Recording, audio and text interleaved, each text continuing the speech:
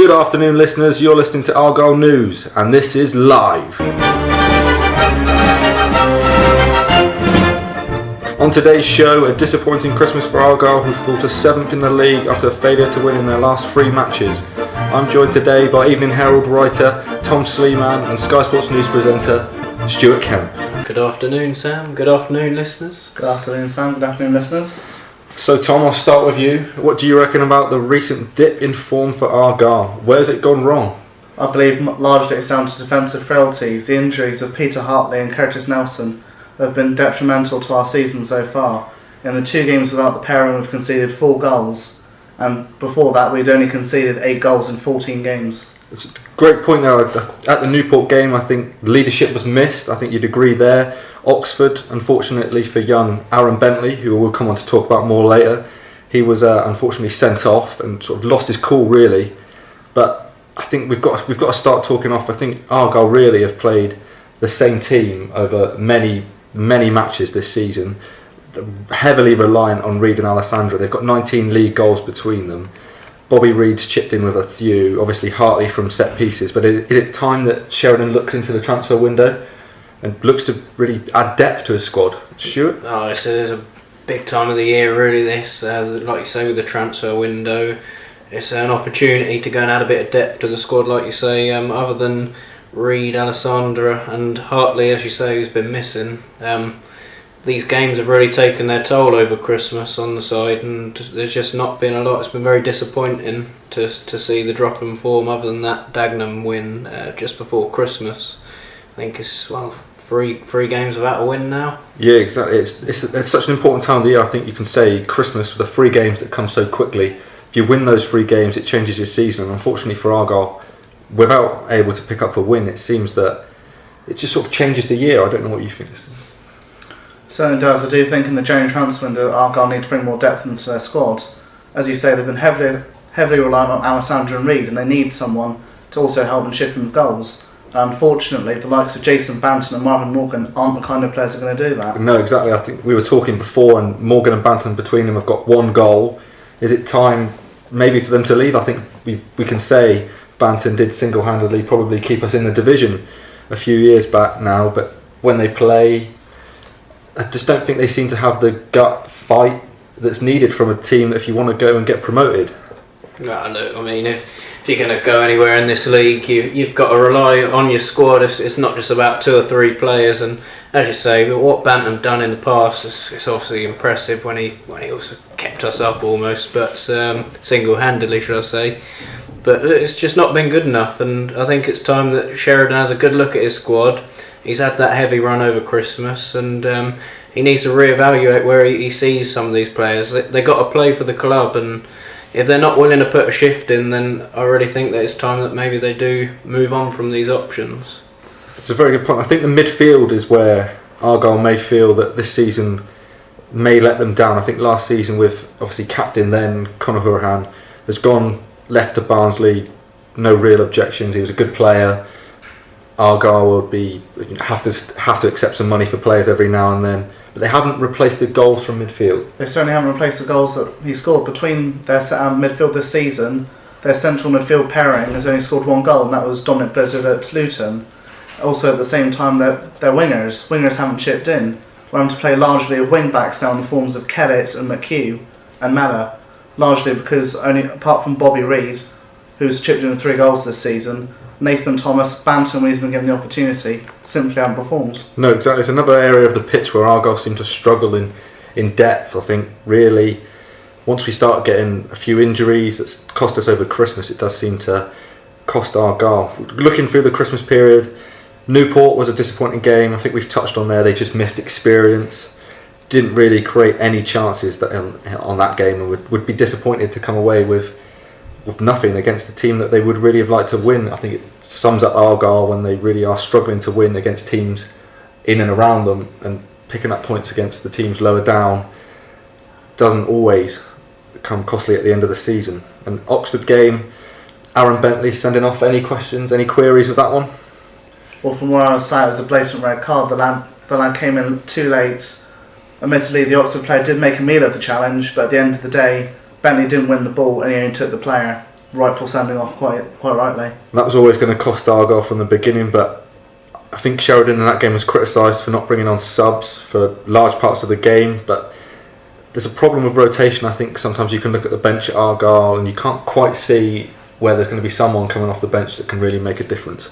No, I think, like we said, touched on it before, the depth of the squad, you need goals from around the team, you need solidarity around the team. You can't just be relying on your 11 players that are on the pitch, and he needs to be able to turn to his bench and think, he's going to come on and do a job. And what he's had on his bench lately, I mean, you mentioned there's that you think that, Tom, you said about bringing on, they wanted to bring on some subs. Yeah, Oxford, Sheridan was criticised from the fans for not bringing on any subs. But who would you turn to if you were in Sheridan's shoes? That's a good point, but do you think Sheridan should be to blame? I think Brent has come out and said, and obviously Chief Executive, that Sheridan has been given a budget to build a team for promotion. Has Sheridan focused more on the 11 and not looked at the bench? I know before the start of the season he said he wanted to bring some younger players on to the bench and give them opportunities, but is that going to cost Argyle in the long run? It will do, to be honest. I mean, you've got players like Ben Perrington who've been out injured. He's only just come back from I believe it was a broken elbow. He's only just returning. River Allen we saw in the early parts of the season, and since the early Johnson's paint rounds we've not seen him at all. No. The same thing could be said for Ryan Lane, who featured heavily during pre-season. We've seen absolutely nothing of him. We see James Bittner as well. Well, I think when you're in League 2 and you're looking to go up, you got to be able to call on some experienced players and guys that have been there and done it before. No, exactly. I think Argyle have brought in some players that have got promotion, but there's areas of the pitch where you see if Hartley and Nelson have gone, they do lack leadership, especially in midfield. It's a young side that may struggle in certain games and maybe lose their heads like Aaron Bentley did in that sending off. But we'll move on to the York game. And obviously former Pilgrim Stefan Zubar was sent off, I think it was in the 20th minute. 70 minutes Argyle played against a 10-man York and they managed 2 shots on target. I think Sheridan has moved the blame onto the players.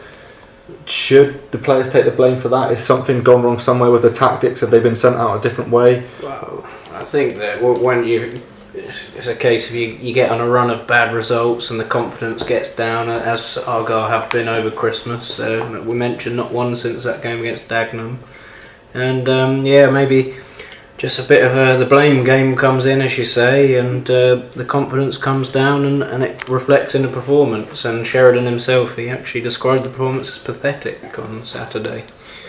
And it was another away game where Argyle have really struggled. I think, with the exception of Northampton, where Argyle went 3-0 up, but they nearly blew that away, and it was we could have ended up 3-3. But they just cannot seem to get a run of wins away from home. I think they've struggled. We've lost to Accrington, Mansfield, and it's some games you really would like to beat them if you think that you're going to go and get promoted. In this Division League 2, any team can't beat any team week in, week out. That's the problem with this league. It's low and it's very unpredictable. But if Argyle want to gain promotion this season and get back to the Championship where they were a few years ago, they need to beat sides like this. They need to take their chances. When you're not playing an expansive style of play like Argyle, they've got 2 wing backs who need to push forward. Mello in particular this season has been absolutely fantastic, but during the York game he looked completely lost. No, that's definitely a case of that. It just may be a case of too many games over a long period. I don't think Mello's missed a game for months now, and he's obviously has to keep playing. There's no real option to rotate him there. I know O'Connor has gone out there, but he's had to go into central defence to cover injuries, and Argyle's squad does really look to be suffering as a result. But we'll move on from the York game. The York game, obviously Argyle kept another clean sheet, and McCormack was brought into the spotlight there. That he kept a clean sheet and was fantastic and kept Argyle in the game, but he's also been brought back into the spotlight around the situation with Ched Evans. I don't know if you two have got any opinions on around Ched Evans, and should he be allowed to come back in and play football? I know it's a hard subject to really get around. It's a difficult one. If you were a plumber or a bricklayer or anyone, and you go out and do such things, and you go to jail, you do your time, and you go back and you can do these jobs, but as a professional footballer, you're going to be in the spotlight as the whole that role time. model. Yeah, exactly, and you can't have children or even adults looking up to these guys and saying, yeah, they're my role model. If they're going to go out, and they've got to have a bit of discipline about themselves. But it's a difficult situation. It seems Ched Evans may have gone around the wrong way in the way he's come back and apologised, but because I mean, there's a big list of players. It's not just McCormack that's been brought back in again. It's Patrick Kluivert is similar to McCormack, and I think Mike Tyson as well. I don't know what you think, Tom. Personally, despite what's gone on, I believe that Ched Evans has been made the media scapegoat here.